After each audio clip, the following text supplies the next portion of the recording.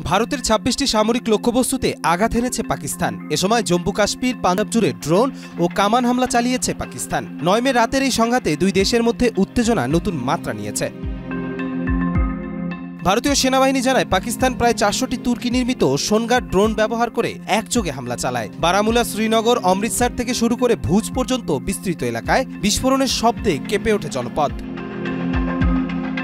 সামরিক সূত্র বলছে, অ্যান্টি ড্রোন সিস্টেম সক্রিয় করে হামলা প্রতিহত করার চেষ্টা চলছে। শ্রীনগর বিমানবন্দর ও আওয়ান্তিপোরা ঘাঁটিতে ড্রোন হামলার চেষ্টা ব্যর্থ হয়। মাঠের অলরাউন্ডার আমি, আর ঘরের allrounder Tilex. Tilex toilet cleaner, clean মানেই টাইলক্স। এদিকে ভারতীয় বাহিনীর পাল্টা জবাবে পাকিস্তানের ৪টি বিমান প্রতিরক্ষা ঘাঁটিতে ড্রোন হামলা চালায়। এতে একটি রাডার ধ্বংস হয় বলে দাবি ভারতীয় পক্ষের। ভারত অভিযোগ করছে, পাকিস্তান বেসামরিক বিমানকে ঢাল হিসেবে ব্যবহার করছে, যা আন্তর্জাতিক আইন লঙ্ঘনের শামিল। পেহেলগামে বন্দুকধারীদের হামলায় ২৬ জন নিহত হওয়ার পরই ভারত পাকিস্তানের এই উত্তেজনা শুরু হয়। কবির চৌধুরী, জয়, মাই টিভি।